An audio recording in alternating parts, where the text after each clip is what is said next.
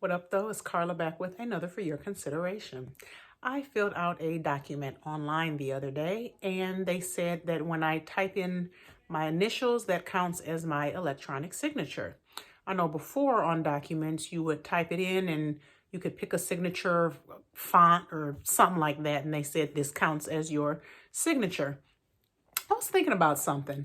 I made an Instagram post a while ago, and I was telling folks to ask young people born after a certain date in their lives to read something that they wrote in cursive. Write a quick little message in cursive and give it to the young person and ask them to read it. And people were horrified, surprised in a mug that these children did not know. Again, some of them aren't small children, teenagers don't know how to read cursive because they don't teach it in schools anymore.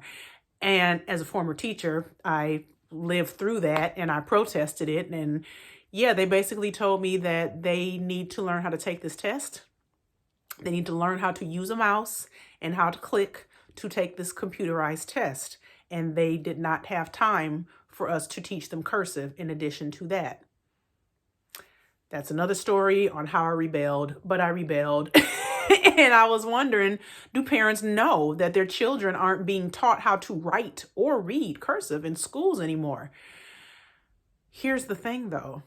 I had to fill out the electronic document, but I also had to print a document and I had to physically sign my signature on that printed document. So it is still out there. Some stuff you got to sign. I know on the back of your driver's license and some other IDs, your passport, you have to sign that with a physical signature. I don't like that, y'all. All these old letters and stuff. My cousin was talking about how she found these letters between her mother and her father, who she did not grow up knowing or being around at all. So y'all find old letters now and nobody's going to know how to read them because they're in cursive? You're going to have to take them to an archivist to translate them for you because and you know what? Studies have shown that it's easier for young children with their fine motor skills and everything to learn how to write in cursive first. You know how we taught manuscript first and then we taught cursive. It was standard, third grade. You learned it in the third grade. And they were saying how in the United States, that's backwards. In other countries, they either teach them cursive and manuscript at the same time. They only taught them cursive. And depending on what your language looked like, it might be more of a swirly type of language anyway. So you don't have a cursive and manuscript anyway. But the point is, when you're joining the letters together in whatever language, it's easier for them to learn how to write that way. So we've been doing it backwards all this time anyway.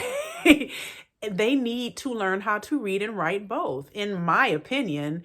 And then what do?